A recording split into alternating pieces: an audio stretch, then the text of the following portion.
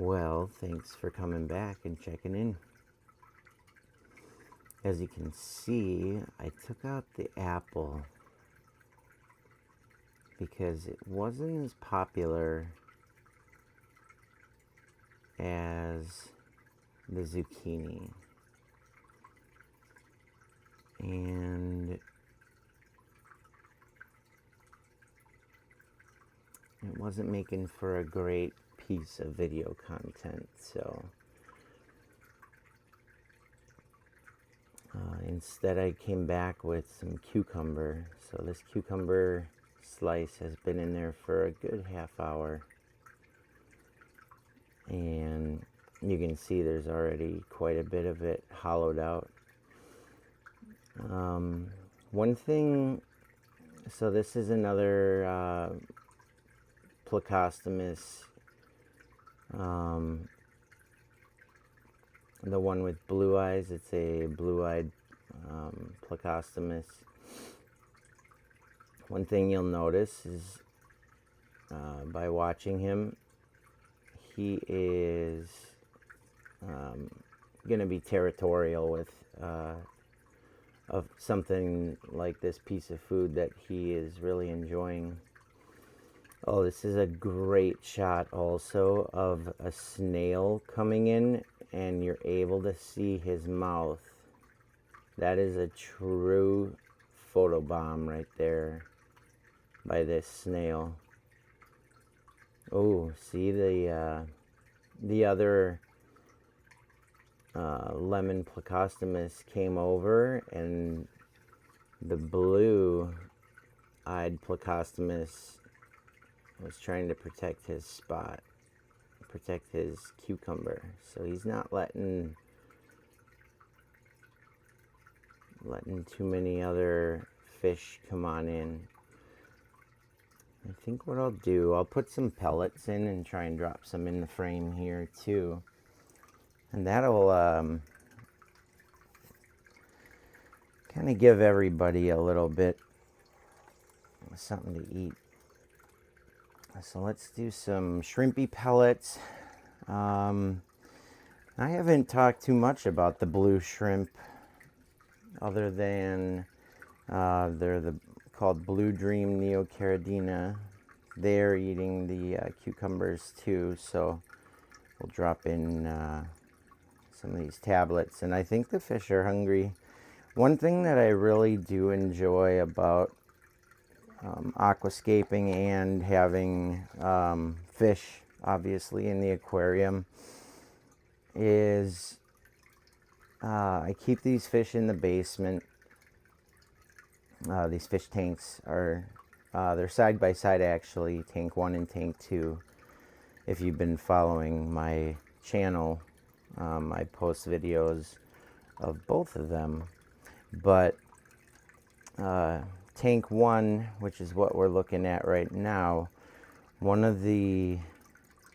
actually with both of the tanks, the fish will see me come down and turn the corner, and they get excited. So it's kind of funny to see maybe anywhere from 50 to 100 guppies come and greet you like little tiny, almost like little dogs when you get home, and they're excited to see you because they know that that you're bringing them.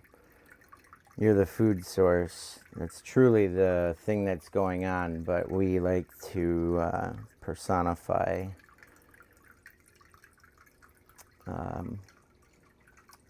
some of, nature or natural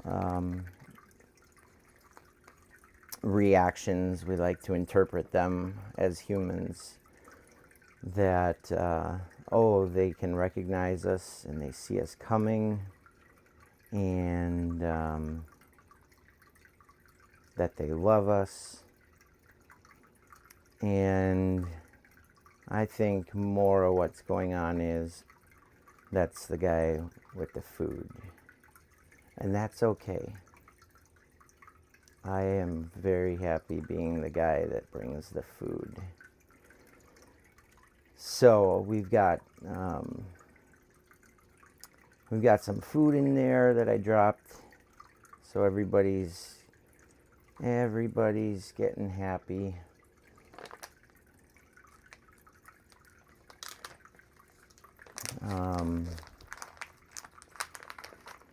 And you can see Drumstick now too. Drumstick is that beautiful, it's a tiger alencar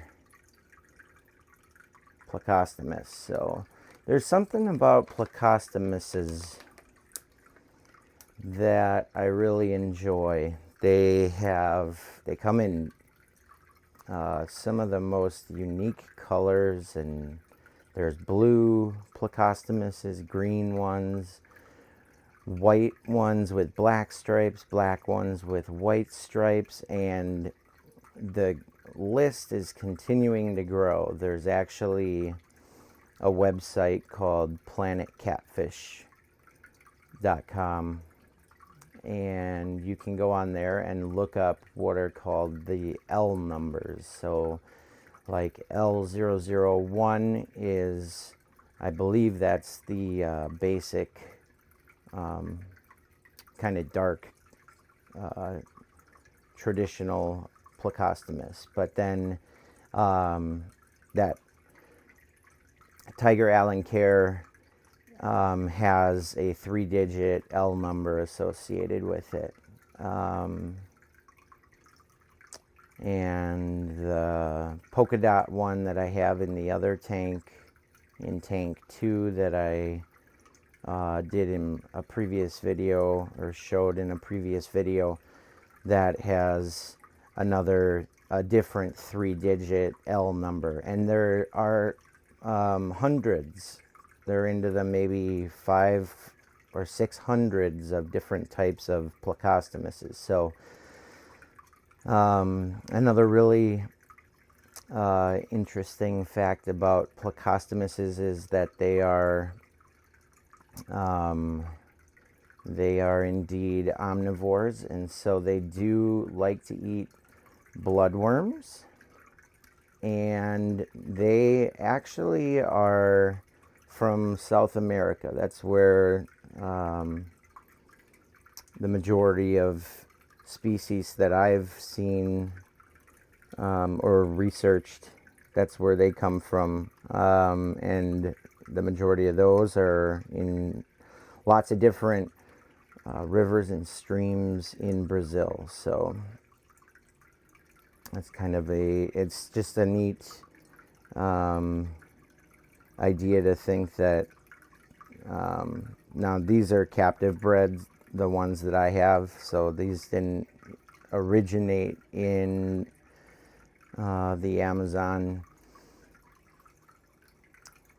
rainforest, but generations prior to these, that's where they were originally discovered. And the fun thing that breeders have been doing is taking different species and breeding them together and crossbreeding them and getting all different kinds of mixes and matches. So that's really one of the things that got me back into aquascaping. Like I also mentioned in a previous video, I had tanks when I was growing up, and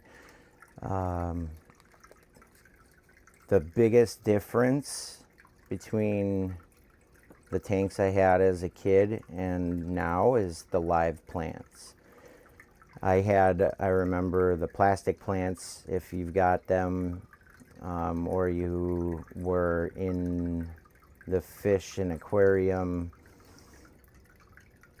hobby a good 20, 30 years ago, the majority of your decorations in the plant or in the aquarium were either natural colored different plastic plants, or you could get hot pink and hot purple and blue and make it look like a crazy neon tank with neon gravel.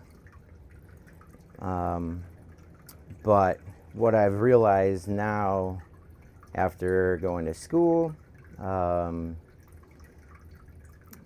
and studying a lot of chemistry, is how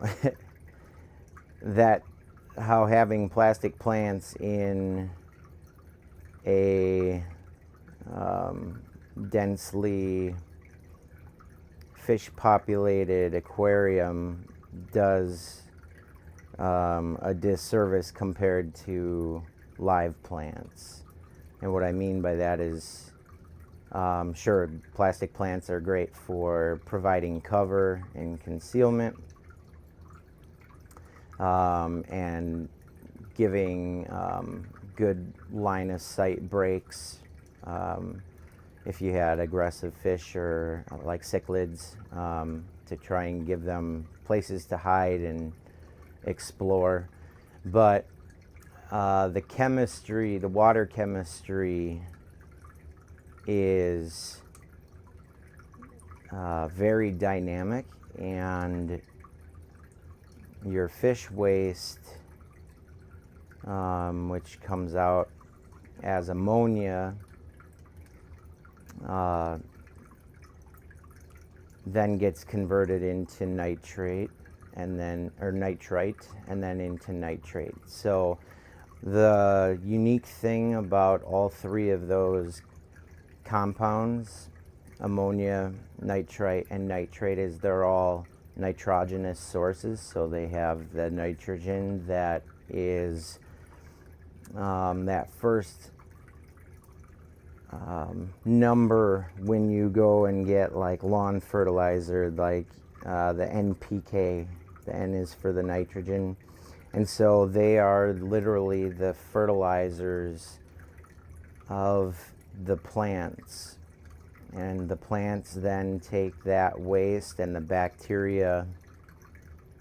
There's a strain of bacteria, or strains of bacteria, that break down ammonia into nitrite, and then strains of bacteria that break the nitrite into nitrate. And then nitrates, when those build up, that's what you're removing when you need a water change. And that's when you've got a very nice balanced, or a well broken in tank. So when your tank is first starting out, you're going to have all three of those compounds spike at different times, because you don't have enough bacteria count to balance out those compounds as they increase from the fish. And so a well-balanced aquarium is going to take the ammonia, break it down into nitrite, and then into nitrate. All three of those of which are toxic to fish. So this aquarium, I did a water change on it a little bit earlier today. Maybe took out about 10%, cleaned the gravel just in this front area, so I didn't disturb all the plant rooting and growth. And that's really a very low maintenance way to do it.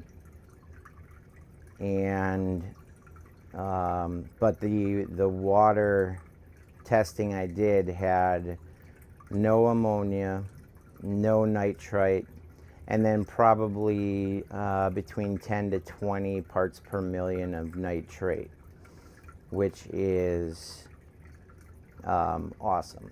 you want that, you need to have your nitrates available as a nitrogen source.